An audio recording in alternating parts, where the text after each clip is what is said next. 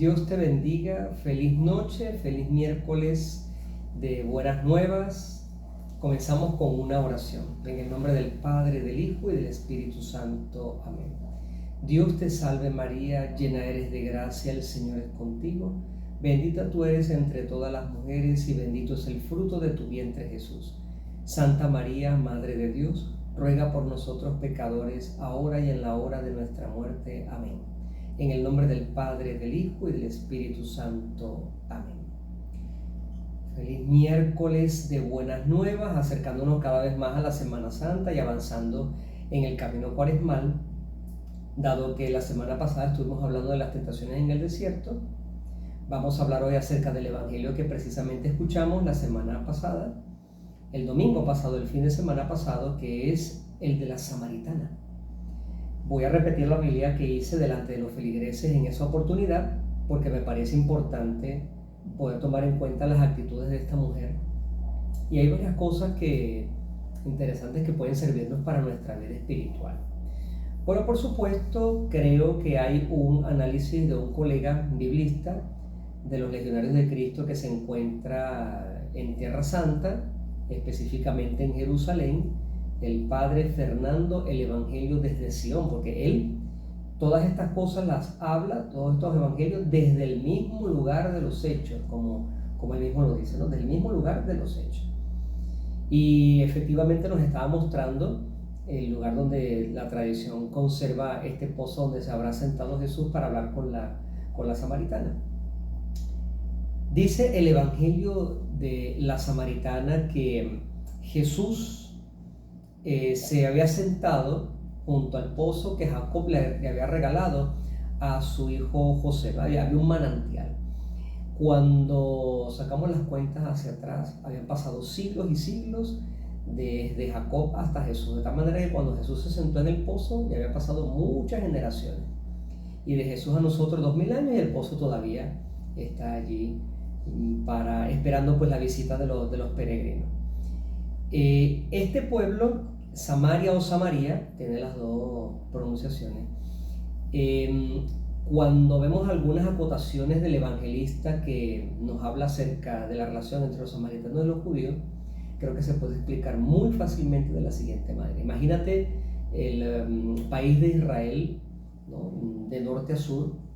Puedes buscarlo en la geografía, es como un semitriángulo donde las puntas más largas están precisamente en el norte y en el sur, y la punta oriental, es decir, la que da hacia el este, es un poco más amplia que la que da hacia el oeste, donde en una parte por allá bajito hacia el oeste está la franja de Gaza, que estuvo en grandes dificultades y todavía, por decirlo así, son zonas de guerra, ¿no? Y efectivamente le pedimos a Dios Todopoderoso también, a San Miguel Arcángel, a la Virgen María, que puedan interceder por la paz en el mundo, que es lo más importante en este momento, la paz en el mundo.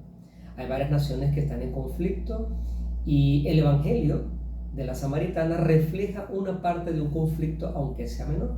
Imagínate el país de Israel dividido en 3 regiones de norte a sur: una región superior, una región central y una región inferior. La inferior que llamamos Judea, la central Samaria o Samaria, y la superior que es la Galilea. 3 regiones, como 3 grandes estados. Pues bien, por situaciones históricas, los samaritanos se habían emparentado con otros pueblos y el pueblo de Israel lo consideraba como impuro, porque efectivamente habían adoptado otras costumbres, y de hecho tenían otra, vamos a decirlo así para que nos entendamos, otra Biblia, otro Pentateuco. Por eso se habla del Pentateuco samaritano, diferente al Pentateuco que tenemos nosotros, que es idéntico al que tienen los judíos. Y a partir de allí pues se crea una situación de división. La primera conclusión de la cual yo hablaba con los feligreses el fin de semana es que también en nuestra vida existen diversas divisiones, y estas divisiones son precisamente una parte presente dentro de la vida de Jesús, porque allí hubo unas cuantas disputas entre los mismos discípulos. Señor, haz que baje fuego sobre este pueblo porque no nos permitió entrar para alojarnos. Y efectivamente pues Jesús les dice: no, mire, la violencia no es lo que va a resolver esta situación. Y aquí tenemos, después de aquel episodio donde se imploraba la muerte de todos esos habitantes, porque es que se odiaban. El evangelista lo dice entre paréntesis. Ahora tenemos el episodio en el que está Jesús sentado en el pozo, y bueno, hay que considerar que están los samaritanos peleados con los judíos, que un hombre no le puede dirigir la palabra a una mujer así, y mucho menos una mujer mirarle la cara al hombre. O sea, las cuestiones culturales de aquel tiempo, y por eso el evangelio tiene el tipo de diálogo que tiene. Habiendo visto pues esta primera conclusión de la división que existe en nuestras vidas, yo creo que lo más importante es pedirle a Dios que nos ayude. Yo había colocado en la cartelera de la entrada de la iglesia la expresión la samaritana en el pozo, pero vamos a cambiarle la expresión, y esta noche sería Jesús sentado en el pozo. Jesús está allí porque, dice el evangelio, está cansado del camino y se sentó junto al manantial, y era alrededor del mediodía. Voy a hacer una reflexión ahorita que tengo mucho tiempo que no la hago, no la hice el fin de semana durante las misas. Jesús está cansado. Eso es lo que dice el texto, pero resulta que en realidad Jesús está esperando, porque Él sabe que se va a encontrar con ella. Él es el Todopoderoso. Para Él no existe una diferencia de tiempo y espacio. Él puede sobrepasar esto. Él conoce qué es lo que está a su alrededor, qué es lo que viene antes, qué es lo que vino, qué es lo que sucedió. O sea, para Él no existen secretos. Entonces Él se sienta allí. El evangelio dice porque está cansado del camino.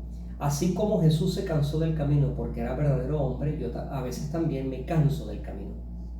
Las frases bíblicas tienen un sentido que nosotros llamamos el más allá. Tienen un transsentido, es decir, algo que va más allá, un metasentido, algo que va más allá de lo que simplemente se puede leer. Jesús está cansado del camino. ¿Cuántas veces yo he estado cansado del camino de la vida? Y Jesús se sentó. Aquí puede que tengamos un pequeño secreto. Espero no estar exagerando en la interpretación bíblica, pero quiero decir algo que nos sirva para la vida, partiendo del episodio bíblico. Jesús estaba cansado del camino y se sentó. Voy a agarrar una anécdota que tengo muy fresca. Una joven bastante movida por situaciones que estaban sucediendo a su alrededor en diferentes ámbitos, vamos a decirle en este momento para que lo entendamos, estaba cansada. Y efectivamente, por intercesión de otras personas que la conocen, le dijeron, voy a utilizar otra expresión simbólica, siéntate, es decir, para un momento. Y esta persona bastante joven me decía, este es el momento en el que yo puedo pensar en mí. Entonces ya el evangelio nos está dando un ejemplo de qué tienes que hacer, qué tengo yo que hacer si estamos cansados del camino: sentarnos. Pero ¿sentarnos dónde? ¿En cualquier lugar? No. Jesús se sentó junto al pozo del agua, junto al manantial, es decir, sentarnos en un lugar donde podamos realmente refrescarnos. Aquí estoy hablando en la noche de hoy de manera simbólica, pero creo que cada uno de nosotros puede reflexionar acerca de qué quiere decir para nuestra vida. ¿Dónde me siento yo? O sea, hablando siempre dentro del signo del evangelio, de las palabras que están aquí, ¿dónde me siento yo? ¿Me siento en un lugar que no me va a ser de provecho, o me siento al lado de un pozo, de un manantial? ¿Me siento al lado del agua que, si estoy cansado y tengo sed, puedo beber de esa agua? La otra expresión era alrededor del mediodía. Para mí significa al menos dos cosas. Al menos dos cosas. El mediodía es el momento más fuerte de la jornada en cuanto a que los rayos del sol pegan con más fuerza, y generalmente uno le huye al sol y quiere la sombra, porque uno siente más comodidad en un ambiente que en el otro, un ambiente que puede parecer fastidioso y el otro que puede parecer cómodo. Eso es el primer significado del mediodía, un momento rudo de la jornada. ¿Cuáles son los momentos rudos de mi jornada, de mi vida, o de esta etapa de la vida por la que estoy pasando, en la que estoy caminando precisamente en este momento? ¿Cuál es el mediodía? Para mí, hoy en día, ¿cuál es el mediodía? ¿Cuál es el momento rudo? Ese es el primer sentido. El segundo sentido es que estamos dentro del Evangelio de San Juan, y San Juan tiene una característica. San Juan vamos a decirlo así, usa el reloj. Eran las 3 de la tarde, era el mediodía, y estas expresiones van acompañadas de los hechos. Cuando fue crucificado Jesús, cuando inclinó la cabeza y dijo, en tus manos encomiendo mi espíritu, dio un fuerte grito y falleció. San Juan es muy amigo del tiempo, pero no es el tiempo por el tiempo. Te voy a dar un ejemplo. Si yo te digo que estabas haciendo a las 4:20 de la tarde de hoy, te quedas pensando un rato, puede que lo sepas, puede que no lo sepas. Si yo te digo, por ejemplo, que te puedo hacer recordar la hora exacta de un evento que sucedió hace mucho tiempo de tu vida, y ese momento fue el momento de tu nacimiento, porque ¿quién no sabe a qué hora nació? Y entonces yo nací tal día, pero a tal hora de tal día. Y esa fecha queda ahí. Si yo tengo 30, 20, 40, 50 años, ha pasado tiempo. ¿Cómo es posible entonces que los papás, mis papás, tus papás, los parientes más cercanos recuerden la hora? ¿Por qué? Por una respuesta muy sencilla. La respuesta realmente es muy sencilla. Porque eso fue un momento especial. El día de nuestro nacimiento es un momento especial. Y este es el segundo sentido de las horas dentro del Evangelio de San Juan. Cuando va a suceder algo especial, se marca la hora. Uno se fija en qué hora es. De hecho, hay momentos especiales, positivos, buenos, agradables, pero también hay tragedias. No te das cuenta que, por ejemplo, así como se marca la hora cuando nace un bebé, también se marca la hora cuando un ser humano muere. Y se dice, murió exactamente a tal hora. Era tal hora y tantos minutos. ¿Por qué? Porque el momento de la muerte es un momento importante. Claro, se marca la hora también por algunos otros tipos de razones legales y prácticas de logística, pero se marca la hora en el momento de la muerte, porque el momento de la muerte es un momento especial para el ser humano, es un momento crucial, y no es un momento que sea agradable, es un momento dramático, pero ya estamos entendiendo a qué significa en el Evangelio de Juan el marcar la hora. O sea, cuando va a suceder algo importante, se marca la hora. Llega una mujer de Samaria a sacar agua y Jesús le dice, dame de beber. Lo que yo quiero hacer notar es que es una expresión directa bastante familiar. Recordemos que el hombre no le dirige la palabra a la mujer. Dame de beber. Lo acabo de decir en un tono que no es. Jesús se lo dijo como un verdadero caballero. Le pidió un favor, le dirigió la palabra. Ya en esta cultura, con que un hombre le dirija la palabra a una mujer, sobre todo samaritana, ella sabiendo que él es judío y que ni siquiera pueden mirarse ni cruzarse en las palabras, a ella le llama la atención. ¿Por qué? Porque la manera de Jesús de dirigirse a las personas va a ser siempre una manera perfecta, espiritual, va a ser siempre una manera de atraer hacia la salvación. Dice el evangelista que los discípulos se habían ido al pueblo a comprar comida, por eso no estaban asombrados. Sin embargo, la samaritana le hace una pregunta que la descoloca a ella misma, porque cuando Jesús le habla, ella se descoloca. Aquí tenemos otra conclusión, o dos conclusiones mejor dicho, con respecto a lo que dijimos anteriormente. Dios siempre se va a dirigir a mí de la mejor manera, de la manera más correcta, de la manera más perfecta. Soy yo el que no se sabe dirigir a la gente.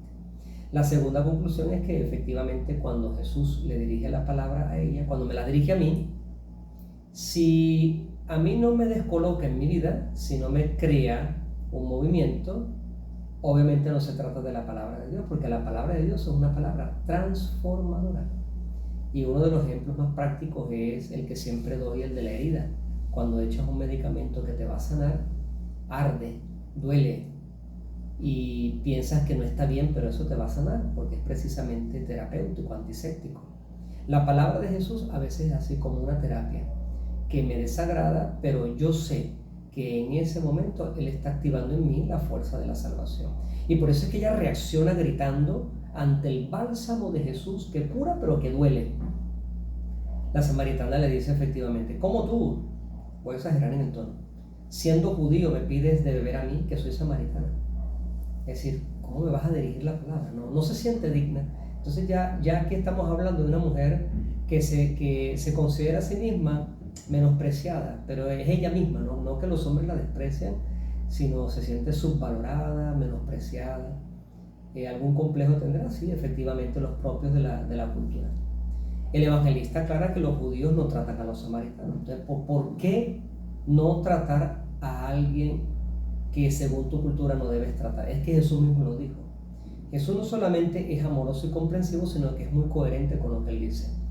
En cierta enseñanza con sus discípulos, él decía, tiene mucho más mérito cuando saludas al que no te saluda. ¿Qué gracia tiene que tú saludes al que te saluda? Aquí Jesús está poniéndose como ejemplo. Él le dirige una palabra a alguien que no estaba dispuesta para nada dirigirle la palabra a él, pero lo hace, toma la iniciativa. Y Jesús le contesta, si conocieras el don de Dios y quién es el que te pide de beber, le pedirías tú y él te daría agua viva. Yo sé que yo interpreté una cosa en la misa del domingo, pero quiero en este momento cambiar un poco la perspectiva y decir, qué lástima que esa mujer que me representa a mí hoy, yo no sepa dónde está Dios ni quién es Dios. Es una verdadera lástima. Dios me puede hablar a través de personas que me aman, como mis padres, mis profesores. Puede hablarme a través de los amigos, a través de mi conciencia. Pero dado que yo no lo conozco, ¿cuántas veces Dios no me habrá dicho, si supieras que aquí delante de ti está el don de Dios? Y el que te pide de beber, el que está hablando contigo, tú le pedirías esa agua y él te daría el agua viva. No es cualquier agua, es el agua viva. Y aquí viene una parte que yo siempre he visto como bastante extraña, unas preguntas que son inversamente retóricas. Me explico. La mujer le dice, Señor, si no tienes un balde, el pozo es hondo, ¿de dónde sacas el agua viva? Eres tú más que nuestro padre Jacob, que nos dio este pozo y de él bebieron él, sus hijos y sus ganados. ¿Dónde veo yo lo jocoso de esto? Que Jesús había dicho anteriormente, tú no sabes quién soy yo, porque si tú supieras quién soy yo, esto y aquello. Aquí se demuestra, Señor, no tienes un balde, el pozo es hondo, Dios es el creador de todo, Dios es el creador del agua. ¿Para qué necesitar un cubo, un balde, un tobo? Si él creó eso, no lo necesita. Que el pozo es profundo, Dios creó el universo es más profundo que el pozo que tiene allí. Dios es todopoderoso. La mujer está hablando en su ignorancia. ¿De dónde sacas el agua viva? El lector, que esto es lo que tenemos que aprender, el lector tiene que responder a estas preguntas. Es un engaño en este momento que yo diga que la samaritana le está haciendo preguntas a Jesús. Realmente yo tengo que hacerme estas preguntas y tratar de responderlas, porque soy creyente y estoy en el camino cristiano. ¿De dónde sacas el agua viva? Y yo mismo respondo de él. Él es el que tiene el agua viva. ¿Eres tú más que nuestro padre Jacob que nos dio este pozo? Sí. Sí, por supuesto. Él es más que cualquier otro. Más que Abraham, más que Jacob, más que Isaac. Jesús responde, el que bebe de esta agua vuelve a tener sed, pero el que beba del agua que yo le daré nunca más tendrá sed. El agua que yo le daré se convertirá dentro de él en un surtidor de agua que salta hasta la vida eterna. Jesús nos está invitando a que bebamos de su agua, porque esa es un agua de vida eterna. Nunca más voy a volver a tener sed. Esta expresión yo la ubico con los santos. Los santos bebieron del agua de Jesús, mas nunca tuvieron sed. La mujer le dice, Señor, dame de esa agua, así no tendré más sed y tendré que venir aquí a sacarla. La mujer estaba medio comprendiendo. Veo que tú eres un profeta, le dice. Y hablan un poco sobre el lugar de culto, pero la parte cumbre, para terminar esta reflexión, viene un poco más adelante cuando la mujer le dice, sé que va a venir el Mesías, el Cristo, el ungido. Cuando Él venga, Él nos lo dirá todo. Y Jesús le responde, soy yo el que habla contigo. De tal manera que la expresión desde el punto de vista psicológico, lo propiamente más humano, aquí salta y crea ese trampolín que lleva a la mujer al más allá. Jesús le dice, ¿me estás hablando de Dios? Yo soy Dios, yo soy. Jesús le dice una expresión que está en el Antiguo Testamento cuando Dios se le presenta a Moisés. ¿Cómo te llamas? Para que cuando el pueblo diles que me llamo yo soy el que soy. Eso dice, yo soy Dios, soy yo el que habla contigo. Tremenda sorpresa. Que Jesús entonces nos sorprenda a nosotros para que nosotros podamos decir como los habitantes de Samaria. Ya no creemos por lo que dice la mujer. Nosotros mismos lo hemos oído y sabemos que Él es de verdad el Salvador del mundo. Ojalá, repito, que Dios se nos aparezca algún día y nosotros lo reconozcamos, no que nos pongamos a hablar con Él sin saber que es Él, como le pasó por ejemplo a los discípulos de Maús, hablando con Él toda la tarde hasta que estaba ya cayendo la noche y cuando se dieron cuenta, es Jesús, y se había desaparecido. Que no nos pase eso, más bien que nos pase que hablando con Jesús sepamos que es Él, le pedimos el agua de vida eterna a través de la cual ya no vamos a tener más nunca sed, y que en ese diálogo del rezo con Jesús nosotros le digamos, Señor, yo sé que tú vas a venir, y Él me diga, yo lo puedo escuchar, soy yo, ya estoy hablando contigo. En el nombre del Padre, del Hijo y del Espíritu Santo. Amén. Dios te bendiga.